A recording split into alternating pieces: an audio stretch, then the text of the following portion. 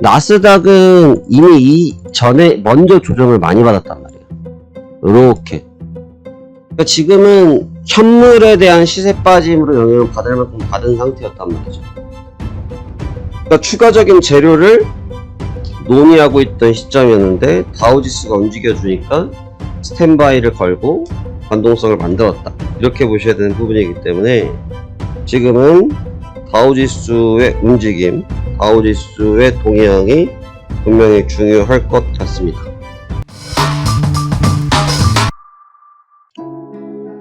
안녕하십니까, 하승환 송대표입니다. 2024년도 2월 1일 1시간 15시 4분을 지나고 있습니다. 자, 이번 2월달도 여러분들께 좋은 결과 가득하길 바라면서 2월 첫 거래 시장 이야기 시작해 보도록 하겠습니다. 자, 그러면 간밤에 있었던 뉴욕 증시부터 체크하고 시장 보도록 하시죠. 자, 새벽에 마감했던 다우지수는 전일 대비해서 317포인트 하락한 38,150포인트에서 하락 마감하였습니다. 자, 이번 주는 슈퍼 위크데이 아니겠습니까? 연준과 또 M7의 주요 기업들이 실적이 대비했던 상태에서 실적들의 재료들은 소진하고 있고, 연준 내용도 오늘 새벽에 해당 내용들을 모두 소진하게 되었습니다. 우선 연준의 발언에 의해서 시장이 하락했다, 이렇게 내용을 정리하는 것이 가장 간결한 표현인 것 같고요. 지금 파월 연준 의장의 발언이 사실 놀랐다, 언론의 표현으로 말씀드리는 겁니다. 놀랍다, 시장에 찬물을 던졌다, 이런 식의 표현들을 하고 있긴 한데, 사실 제 방송을 계속 보셨던 분들, 또 제 방송을 굳이 안 보셨다 할지라도 그동안의 연준 위원들의 발언들을 계속 메모하셨던 분들이라고 하면 이미 너무너무나 잘 알고 계셨던 것처럼 지난 새벽에 파월 연준 의장이 발언한 내용 중에 별로 특별한 내용이 없습니다. 무슨 얘기냐면 지표 보겠다, 그럼 지표의 개선 효과 분명히 봐야 될 것 같다, 경기 좋은 거 우리도 알고 있다, 그러나 여기서 우리는 추가적인 데이터가 필요로 하다, 그래서 우리는 조기에 금리 인하를 하지 않을 것이다, 이게 지금 팩트였잖아요. 그리고 동결, 이게 계속해서 연준에서 말씀하셨던 부분들이었고, 연준에서 계속 말했던 부분으로 인해서 시장이 충격을 받았다, 그리고 조정을 받았다, 동의하기 좀 어렵죠. 이미 이전부터 계속해서 그 얘기를 하지 않았습니까? 제가 어제도 그 측면에 대해서 말씀드렸던 것이, 너무 시장 흐름에 젖으면 안 된다. 지금 그냥 가만히 있으면 올라가는 것 같으니까 그 흐름에 젖어버리게 되면 오판하기가 딱 좋다, 이런 말씀을 드리지 않았습니까? 결국 뉴욕 증시는 해당 요인으로 인해서 조정을 받는 모습을 보였어요. 지금 파월 연준 의장이 보는 의견, 그다음에 연준에서 바라보는 의견, 분명한 건 미국 경기가 좋다예요. 좋다예요. 근데 이제 여기에서 이 좋은 상태에서 이것을 더욱더 좋게 하기 위해서, 흔히 말해서 기름 붓는 행위를 할 수도 있죠, 연준이. 왜냐면 경기가 이만큼, 예를 들어 이만한 사이클이었다고 했을 때 지금 좋아져서 한 요만큼 됐단 말이죠. 이제 이 불길이 더 강해지기 위해서, 요만큼 커지기 위해서 여기에다가 기름을 공급할 수도 있겠죠. 연준 의장이 그렇게 말씀하실 수 있는 권한이 됩니다. 그런데 이게 실질적인 경기, 그러니까 지표적인 경기를 제외한 나머지 부분에 대한 측면의 불안 요소가 여전히 있다는 거죠. 그 인플레이션도 잡힌 부분이 있어 보입니다만 여전히 고물가 상태가 유지되고 있다. 그래서 현재 시점에서 예상대로 전반적으로 발전하게 된다면 올해 어느 시점에서 정책을 억제를 완화하기 위해서 금리 인하하는 것도 좋은 방법이다. 아주 정석적인 발언을 하신 거죠. 근데 시장은 반응을 했다는 겁니다. 그러니까 이 점을 좀 주목해서 보셔야 될 것 같고, 다우지수 라인에 지금 보시면 제가 캔들에다가 지금 라인을 그었던 게 있죠. 지금 보시면 어저께인데 제가 이 부분 때문에 어제도 설명을 드렸던 거 아니겠습니까? 어제 무슨 설명 드렸어요? 미국 3대 주가가 있는데 어느 한 명만 좋을 수가 없다. 같이 좀 좋아야 된다라는 말씀을 드렸지 않습니까? 그리고 지금처럼 고점을 매일 갱신하는 것까지 좋다. 고점 갱신하는 거 좋다. 하지만 고점을 갱신하고 있는데 정말 힘있게 갱신하는 것이 아니고 그냥 멱살 잡혀서 가는 이런 형태의 고점 갱신은 거래량이 수반돼 버리면 힘을 잃어버린다. 한 큐에 밀려버렸죠. 거래량이 달려버리니까 바로 무너져 버리잖아요. 이렇게. 이게 지금 시장의 가장 취약점이라는 거죠. 강한 것 같지만 약점이 너무나 많은. 강한 것 같지만 약점이 너무 많은 부분이었던 거죠.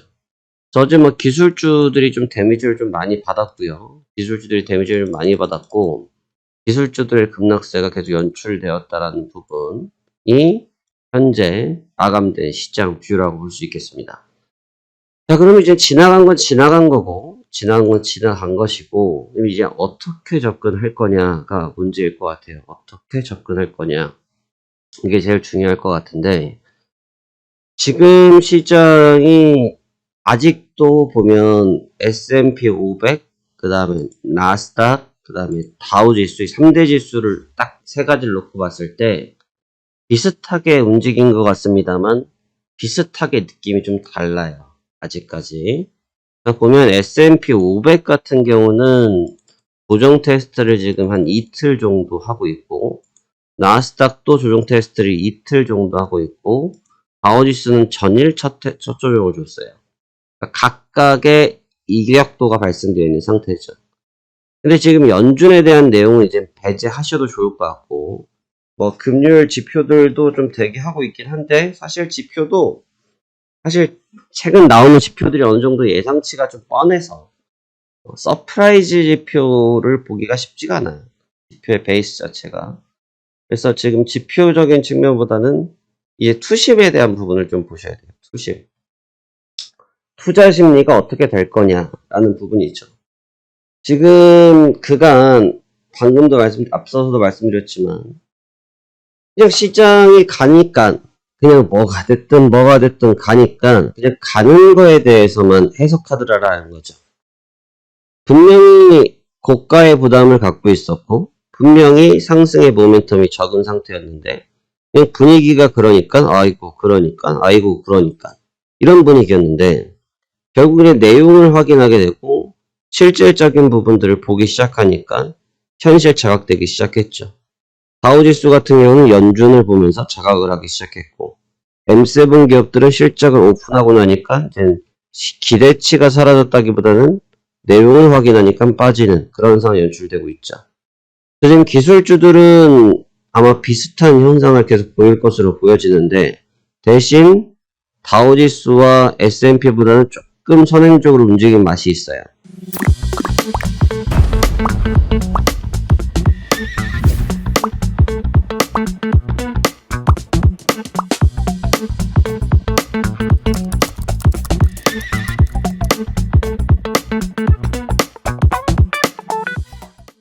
주가의 차원에서 선행적인 조정을 받은 측면이 있기 때문에 어느 정도의 숨고르기를 가져가면서 다음 향방을 결정할 수가 있다고 보여지고 다우지수 같은 경우는 이제 오늘장이 중요한데 왜 중요하냐면 내용이 있어서 중요한 건 아니에요. 뭐 크게 내용에 대해서 신경 쓰는 부분은 없는데 다우지수 왜 중요하냐면 이제 투자 심리 때문에 그렇습니다.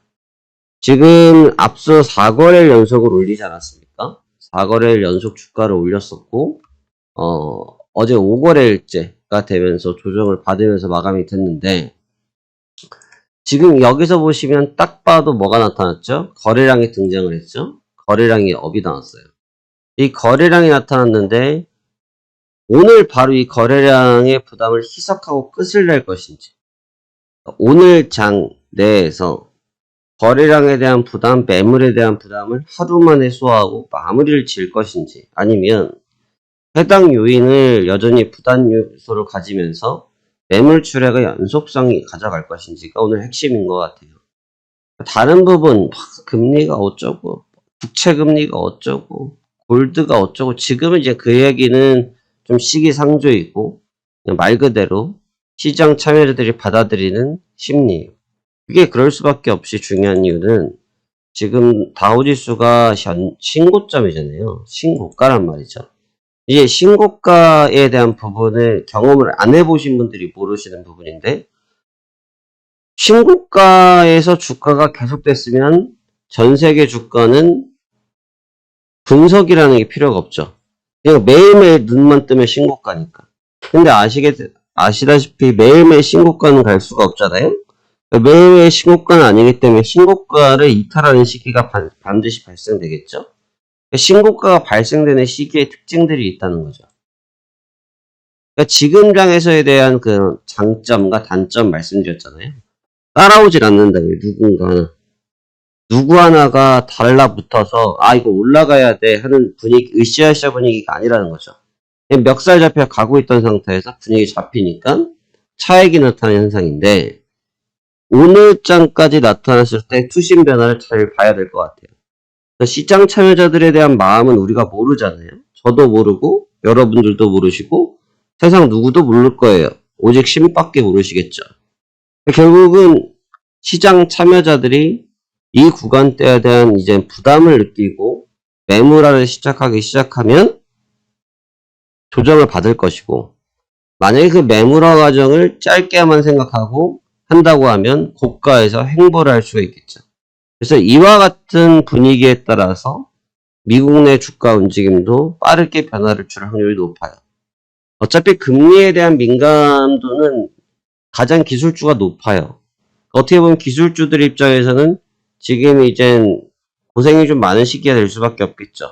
왜냐면 이제 금리에 대한 기대치는 버스 떠나버리셨고, 그 다음에 실적들은 이미 재료들은 다 소진하기 시작했고, 그래서 지금 간당간당 매물 압박 여러 가지가 다 경험되고 있는 상태인데 이러한 분위기 또한 다우지수를 기준으로 해서 잡힐 가능성이 높다는 거죠.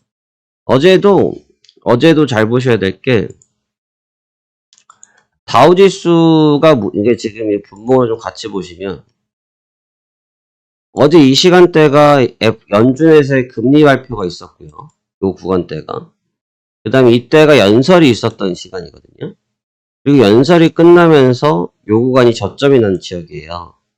근데 이제 이 구간을 좀 보셔야 될 게 다우지수의 움직임이 어땠냐면 다우지수가 움직이질 않았어요. 어제 오히려 다우지수가 버텼습니다. 버텼어. 이걸 잘 보셔야 돼요. 이게 지금 제일 중요할 것 같은데 다우지수죠. 어제 317포인트가 빠졌어요. 대장을 했거든요. 금리 발표 직전까지도 버텼어요. 그리고 연설하는 구간에서 오히려 반등을 좀 시도하고 있다가 연설이 끝나는 무렵이 되니까 그래서 연설은 이제 파월 연준 의장의 연설 말씀드린 겁니다.